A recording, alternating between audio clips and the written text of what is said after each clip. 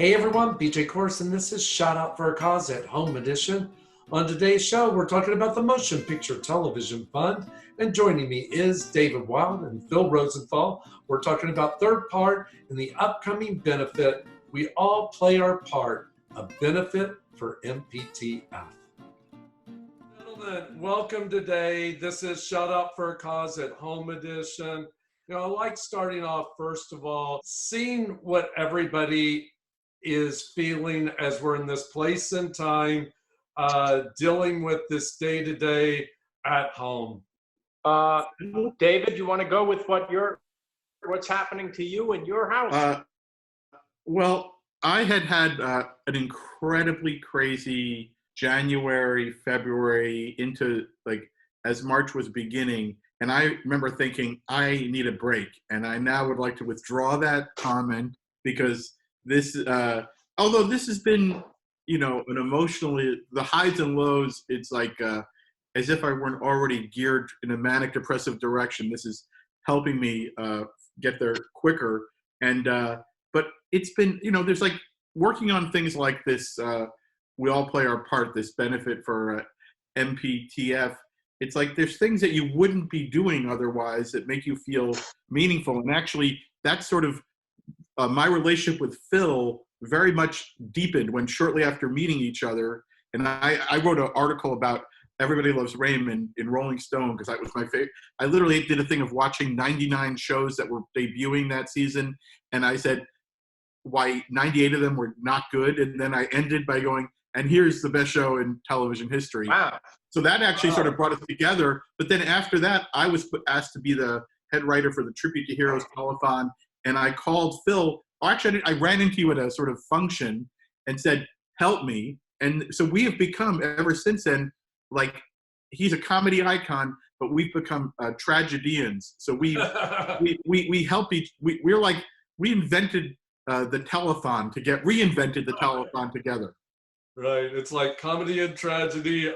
He's funny and I'm tragic, so it works. Let's see, but the thing is you're behind the world, so you're saving the world, David, in so many directions, right, Phil? You're welcome. David writes, he's being modest, but he really does write on so many of these shows that help so many people, and then on top of it, he does every award show that you've ever heard of, including the Grammys.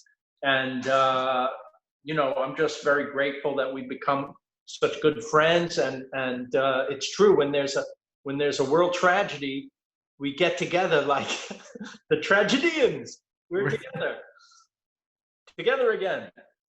And by the way, business is booming for tragedy, it looks like. I know. I mean, and it's so hard because, David, I think when we first started reaching out to each other months ago, we were losing so many great artists. And then over this weekend, once again, some of the great artists like Little Richard and Betty Wright. Stiller. Yeah, and today with Stiller. I mean, Jerry, this is a very difficult time. Along with COVID and losing these great artists, how do you all deal with the day-to-day? I have to ask, because I'm interested, did you ever get to know Jerry Stiller? Because I met him briefly, but Phil, did you ever meet him? I met him, but I didn't get to know him. People don't realize that he was part of a classic comedy team, him and his wife, Ann Mira. Most people just know him from Seinfeld and as being the dad of Ben Stiller, but he and Ann Mira were way up there. And if you watch TV in the 60s and 70s, they were ubiquitous. They were really this morning. This morning I went for my walk, and I figured I was thinking about how much I love Jerry Stiller, just loved him, but I remembered Stiller and Mira, and I went on Apple Music, and the albums are still on, and that's the amazing thing about streaming. There's a record I listened to my morning walk for 2 hours. I listened to all their comedy stuff, but there's a record called Ed Sullivan Presents the Last Two People on Earth, Jerry Stiller and Ann Mira, and it's amazing stuff, just amazing. Wow. I like that Ed Sullivan put his name on the record. Yeah, exactly. There you go. It's almost like they were the stepping stone after Lucy and Desi, I think, is an unbelievable comedy team. And well, I think they had to be inspired by Nichols and May. Mike Nichols and Elaine May. Right. But then they had their own, special brand, and they both were very, very funny. And Jerry just brought this insanity to that role on Seinfeld that will never be topped. I'm surprised he never ended up on an episode of Everybody Loves Raymond, though. Me too. We had their Uncle Leo. He came on. Right. He was one of our favorites. Whenever we would see Ray, he would do his trademark. Hey, Ray's here. Which I kind of appropriated. I kind of do it subconsciously now when I eat something fantastic. David, you have a lot of memories with Little Richard, and over the span of so many years.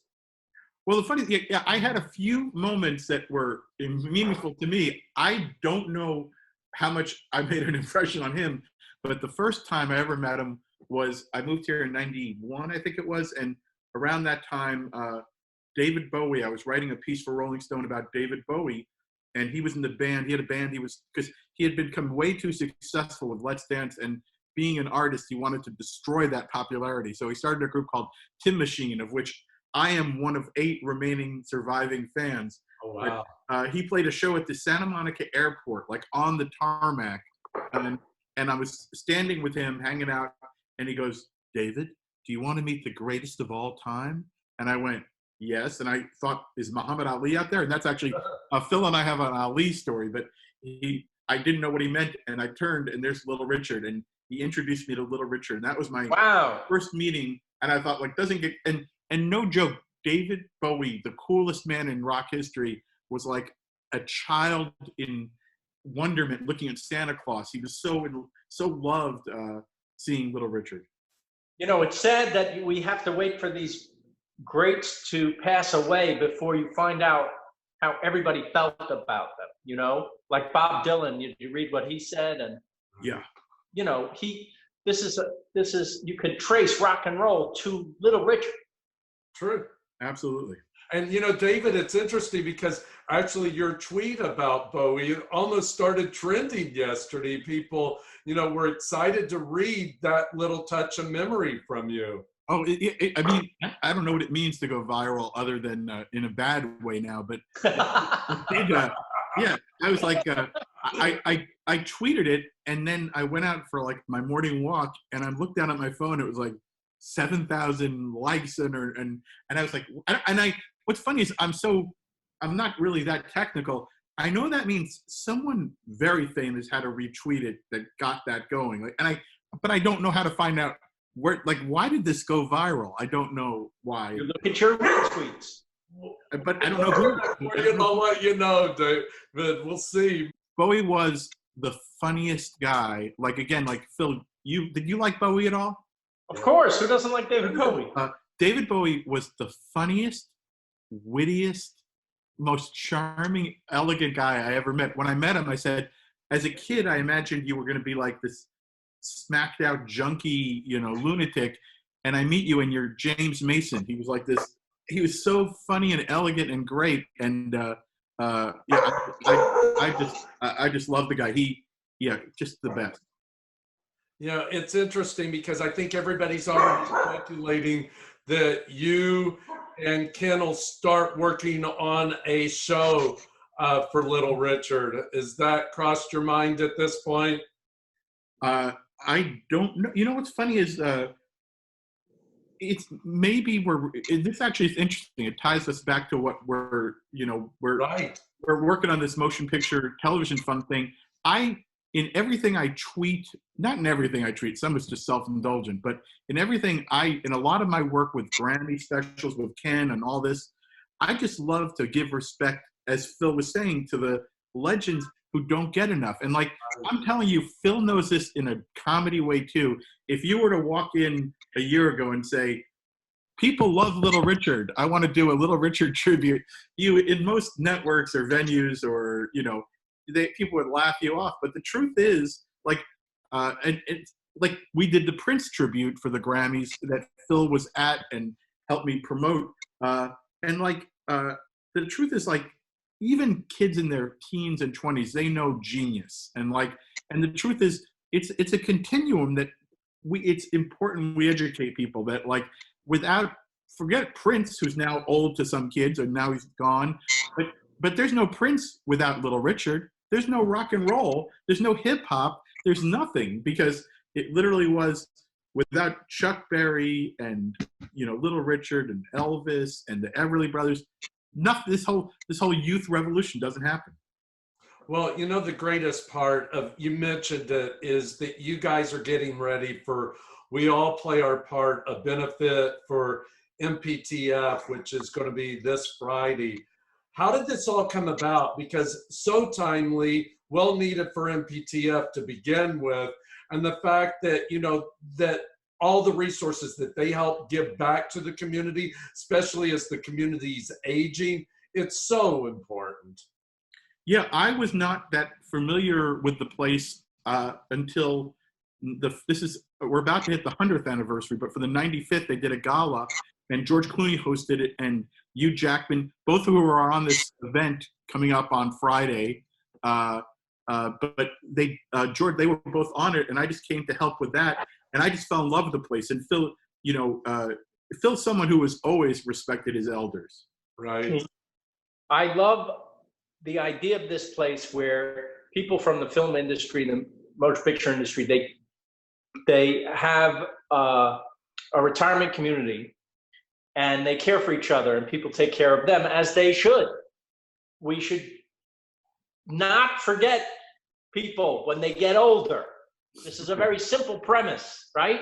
They understand it in other parts of the world where old is valued. And this is, as I get older, it means more to me. I hope I'm not forgotten that I have a place. I would be very happy. I give it about 3 more years, and I'm in the motion picture home too. But I believe that we need to care for these people because of the joy they've given us in our lives, and just because they're human beings. And so that's what this is about. It goes beyond just the Motion Picture and Television Fund. It goes into caring for our elders. This is very, very important. No one deserves to be discarded. No one. And, not to get political in any way, but with the virus that's there now, some people are saying we should accept a certain number of deaths, and they're implying that, the old people are old anyway, and they should go and let our economy come back. No. Well, think about everybody loves Raymond. Think about how, like, at a point where we live in LA, where people are old at 35 or 40, and actresses especially are written off. But like the fact that imagine if in a generation hadn't discovered Doris Roberts, or a generation hadn't discovered Peter Boyle. When they did testing, who the most popular characters were? Who? The parents. And they were popular with kids. Right. Because they all have grandma and grandpa, and they all talk that way. The most popular segment on my show is, on Somebody Feed Phil, is my parents when I talk to my parents. It's so true. I think even Fran Drescher at time, her parents were more popular when she went on talk shows than she was, which was kind of funny. Yes, because we all have parents, right, and it's very relatable. Well, so how can we think about treating them as less than crucial to our lives? Well, it's like when we all grew up, and I'm sure you'll agree, is we were instilled respect our elders. And that's hopefully what these next generations will learn, just dealing with COVID. I'm praying. I don't even know why this needs to be said, but it does. Right. And so we support the Motion Picture Television Fund because it's the industry we work in, and we wouldn't be here, just as the great musical artists wouldn't be here without Little Richard. We wouldn't be working in this industry without the great people that came before us. And just so that everyone's clear, they don't just help old actors. Like it's the caterer, it's the makeup lady, it's the PA. Like the lighting people, the people who pull the wires, the people who push the dollies. It's everybody. I will say, when I went there for the first time for the gala to work there for a few days, the thing that was the most fun was meeting some old comedy writer guys, because Phil has made a career, literally, like, I think you've had more impact than anyone I know in terms of, like, always making sure writers, like, there was a long time where there's a lot of great comedy writers who people didn't know. And, like, you've always stood up for, yeah, you know who has a big part, like, and even the ones who are known, like, you've always just stood up and, like, made sure Carl Reiner's achievements are celebrated and legends like that. By the way, it's not even because I'm trying to do anything other than have a good time selfishly. Right. These people are great to be with. Oh, there's so much fun. And that's what's great. I mean, if you pull Norman Lear, Carl Reiner, as well as Mel Brooks together, I mean, it's unbelievable. And they actually have movie nights once a week too, right, Phil? Have you heard about that?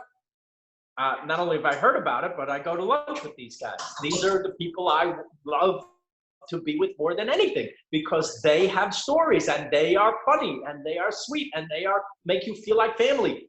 Now, what's the greatest lesson you've learned from Norman Lear? Perseverance, sense of humor, kindness, sweetness. These are the qualities, right? Friendship. He's just the sweetest guy. You know, my daughter, they struck up a friendship when my daughter was 2 years old, and he's been like a grandpa to her. It's the sweetest thing to see. And this is not a showbiz thing. This is family. That's what the MPTF, when I've been there, the actual residence, it feels like a home you wouldn't mind spending some time in. We'll be there. We'll be there, David. I look forward to. I'm good at joining suites. We'll have a show. We'll have a show. Bill, I was just going to say, you could actually start writing a show probably currently on a home like MPTF with all these great legends and icons and bring it back to the forefront again. You know, I've tried. The industry, unfortunately, is not very welcoming to things and Norman Lear himself had a pilot that he could in a retirement community. It was called Guess Who Died? And it took him, I don't know, 20, 30 years to get a pilot of it, and it didn't go. And it's like, I don't know, they're not interested. We all know the inherent humor in such a place, in such a situation, and how many great characters there are in these places. But the network executives don't want to stay away from it. But now, like, maybe things will change. Who knows? Yeah, well, you got an in with Netflix, and we're seeing some incredible shows come to Netflix. You know, with these new platforms, maybe there'll be a home for something like this, and maybe in such a way that it gives back and creates that awareness to people once again how to respect our elders. Because, you know, in the old sitcom days, as well as entertainment, there were anecdotes at the end that made you really think. And although you were laughing all the way through, you did think about current things that we all could make change with. Thank you. Yeah, it's funny. I have to say, I have not been the big lockdown years of my life. Like, I'm not as much, and not being able to go out at night has reminded me how much joy you can have really in rediscovering a show. Like, I'm now watching Schitt's Creek for the second time, and it's like, and whereas I've watched every Raymond and Seinfeld and Odd Couple and, you know, for years, but it's like we shouldn't lose these lost arts because they help us through life. They really do. Absolutely. Trending some of these amazing shows. Your show's trending. Golden Girls is trending. I mean, all the old sitcoms, because people of a certain generation and now the younger generations are tuning into it. So in some respects, that's the positive of what we've gone through, I guess, with COVID-19. But also in the same respect, relating it back to the MPTF, I guess it makes one think about where some of these artists are currently, and maybe they are at a place like MPTF and they need our support. So, gentlemen, I got to ask you, what should we expect on Friday night. Yeah, the show is it'll be over an hour. It'll be a great, entertaining, emotional, and educational event. Tom Bergeron hosting. Brad Paisley is going to perform. Susanna Hoffs is performing. Richard Mark is performing. Other people. There's music. You'll hear from George Clooney, Hugh Jackman. You'll see a few highlights. You'll be hearing from other big actors who've spoken at the home. You can see there's messages from so many stars, but also a little bit of an insight into the extended family of people.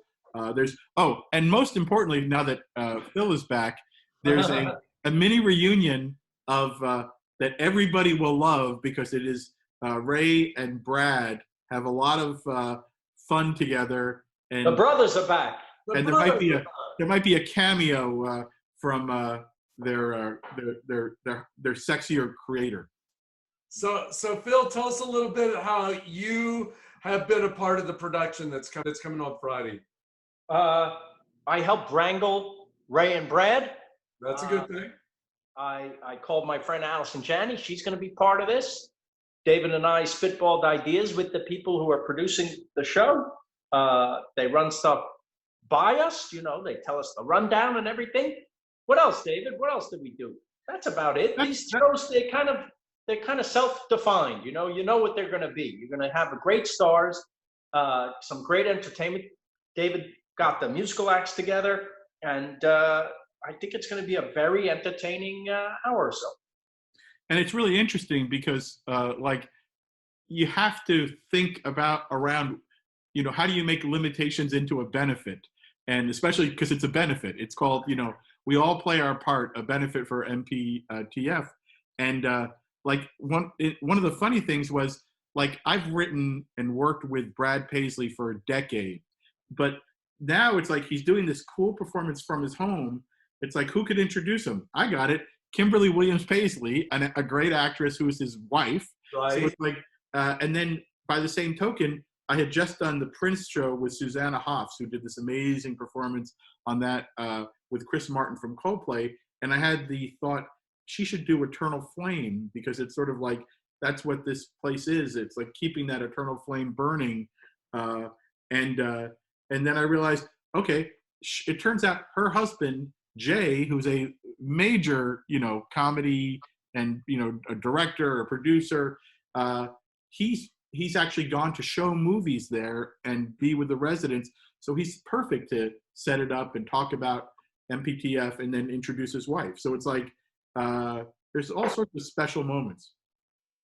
And that's the greatest part, I think, that opening the doors to a facility like MPTF, that it gives the opportunities for those to see where their money's going. And it's interesting, you all were talking about doing telethons before and so on. That was the greatest thing about old telethons, is that the doors were open, that you really learned what you were giving back for and knew that those dollars were actually going to those organizations. Well, the greatest telethon, I think the modern telethon was sort of reinvented with America, a Tribute to Hero after 9/11. And my memory is, and I think it might have been Phil in my office like the day before the show or something in Television City. And I was literally George Clooney, who was, again, part of this, we all play our part. Who's a hero, by the way. Yes, exactly. He was outside my office on the floor. And I think I remember looking out, Phil, I don't know if you have this memory. He was looking out, and there was a guy next to him that was sort of like looking like kind of very, I think he was a pretty good looking guy. And then I looked, it was Brad Pitt. And literally Brad Pitt was saying, I want to be on this thing. And they, Joel Gallen, who was the executive producer, was like, because that was on all the networks, and they were like, we're all booked. And George Clooney, being the genius that he was, had the idea. He said, well, I'll just we'll get a phone bank, and and that ended up becoming this amazing moment that I think is part of the reason that show raised millions of dollars, 250 million, I think, something like that. But we all, you looked up, and there were, Jack Nicholson and Brad Pitt and everyone at a phone bank. And it's great when you can use your ingenuity to actually help people other than yourself. Because I will say, Phil and I are not going to buy many lunches on what we're not making for this show. So many organizations, which you guys are, and we're all a part of, to big extremes, they all need the resources. They all need the help. And I got to tip my hat to you guys for being a part of this and donating your time to help make this happen, because everybody needs something. And it's hard to squeeze blood from a turnip to give to all these organizations. Well, we're very proud to help. And, you know, telethon, when it's done well, is a phenomenal entertainment, because when do you get a gathering of such great people for a great cause? So true. You know, Phil, a lot of people are wondering if you will do a table read with the living cast for Raymond and do it for charity. Have you thought about it yet? I think about it, and I think about a reunion. You know, it's 15 years since the show went off the air, and I really enjoyed the Parks and Rec special that they did. Right. But we're missing key cast members. Right. And so it wouldn't be the same. I'm all for doing a retrospect. I'm all for the surviving cast to get together so people can check in with them and see them together again. But I don't think that it will be possible to recapture what we had. No, I think that's because we're missing so many of our cast members. So and they were crucial. So we're talking about such a thing. I hope that comes to fruition, because I like being with all these people, and I like to see them again. And we've stayed friends for all these years. You know, we started the show in 1996, and we've been friends ever since. That's amazing. You know, it's interesting talking about respect our elders. And David, you brought up Doris Roberts. Phil, I had Doris's last interview, and she was such a philanthropist for the Pasadena Playhouse. Yes. And everything that she continued to do up into her last weeks, it was still supporting theater and the arts. Great lady. Unbelievable. And Phil is actually living a sequel to Raymond because of Monica, his wife. So that they are, the spinoff is actually going on in their quarantine at all times. I believe that. A living spinoff. Phil, I think we kind of had a few of those moments when we last caught up with each other, when Jane Fonda and Lily Tomlin were being honored at the Homeboy Industries. That's what it's about. That's It's right. about the love and the passion and the strength. And this community has the strength. Well, you are great. Thank you. So You're nice amazing to too. meet Nice to you. see you. Great to meet Well, we you. need to write everyone learn more about Homeboy Industries. Go to homeboyindustries.org. This is BJ Korros and Monica Rosenthal. And this is Shout Out for a Cause, everyone. The two of you, we kind of got a feel of a mini reunion for Everybody Loves Raymond. Well, you can see our further adventures on my Instagram if you want, and you'll see Monica on our show on Somebody Feed Phil. She comes to a couple of the locations that we go to with me. That's always nice. People like looking at her much more than me. Well, you know what? You mentioned it, and May 29th, you have That's right. your next season coming out. So what should we expect since you opened this gateway? More of the same. I'm traveling there'll be 5 new locations. I can tell you what they are. Marrakesh, Chicago, London, Seoul, and Montreal. Wow. Those are the next 5. And then in October, there'll be 5 more. Now, thinking about that and that you have these already done, how do you think this will change for when you're renewed for a next season? How will it change? Well, Yeah, who knows when we'll be able to go film again. We got these 10 episodes, 5 now and 5 in October. We got them filmed in mid-January, but like just as all this was starting, right? We finished. So we got it under the wire. Who knows when we'll be able to travel again? Who knows when we all will? But I want people to watch the show, not sadly and thinking, oh, look how the world used to be. But we all know that this will end and we will be able to go again. So use this time to plan. Don't use this time to wait and be melancholy. Plan for the future, because it's a happy future. It's going to be nice. It's going to be good. So That's the message. Exactly. The optimism. I love that. And that's a great way to do it. You know, it used to be people literally were planning years and years and years for adventures. So this could be that time when people could pick out those key spots that they want to visit and start planning now and get that. No, and even closer to home, I will say, and Phil, I know you're a busy guy if you have to go, but I will just say that knowing Phil and having lunch with him before this fairly often, like I've become much more sensitive to like how whenever this ends, even now, we better support our restaurants. And like I do travel a fair amount for work.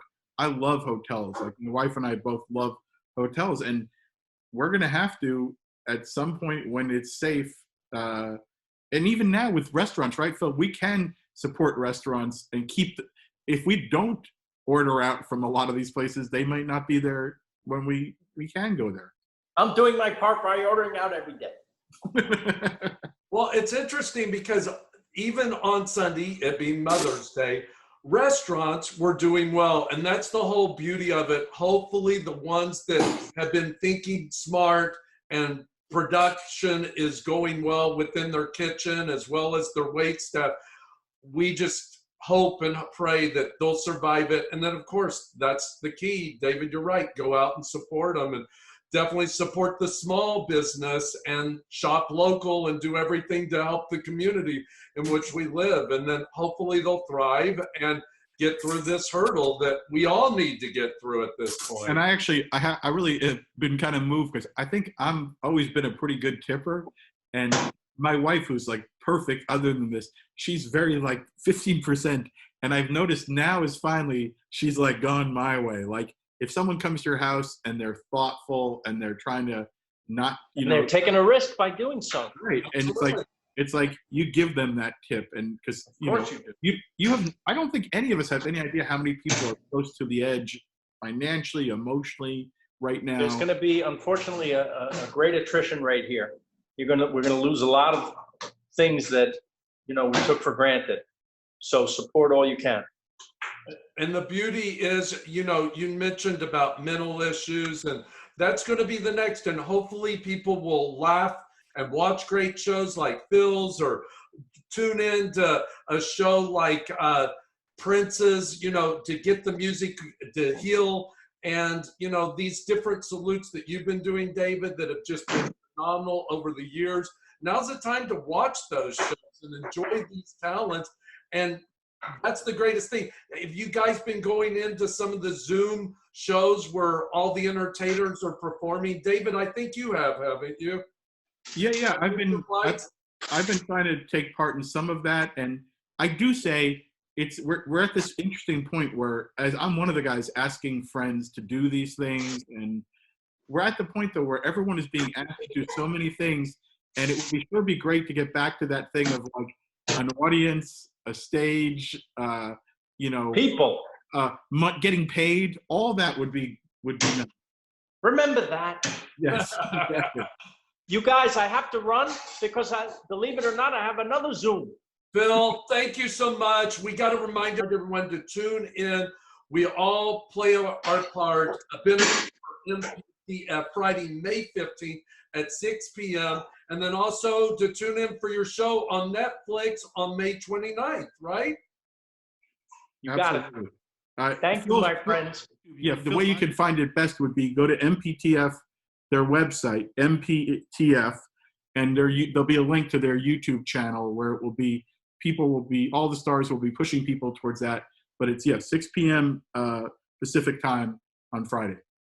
And you can learn more by going to the MPTF website and click on their YouTube, and they'll have the special. Thank you so much, David. Everyone, thank you. Thank you. And this is Shout Out for a Cause at Home Edition. David Wild, thanks for joining us today. Just a reminder, everyone, you can learn more about We All Play Our Part, a benefit for MPTF Friday, May the 15th at 6 p.m. Go to the website and click on the YouTube. We hope you enjoyed this edition of Shout Out for a Cause at Home Edition. And thanks to our guests, David Wild and Phil Rosenthal, for all they do and give that shout out for a cause for the Motion Picture Television Fund. You can learn more about the fund at MPTF.com. And please tune in this Friday, May 15th at 6 p.m. Pacific time for We All Play Our Part, a benefit for MPTF. It's on their YouTube channel, and you can check it out on MPTF.com. And you can learn more about David Wild at Wild About Music throughout social media. And also you can learn more about Phil Rosenthal at philrosenthalworld.com. And please tune in to Netflix.com because Phil's next season of Phil Feeds the World is on Netflix. You can also binge watch his prior episodes at Netflix.com. And I encourage you to learn more about Celebrity Page TV. You can tune in nightly. Learn more at celebritypage.com. Until next time, this is BJ Korros. You're watching Shout Out for a Cause at Home Edition. If you like the video, hit the like button and do subscribe.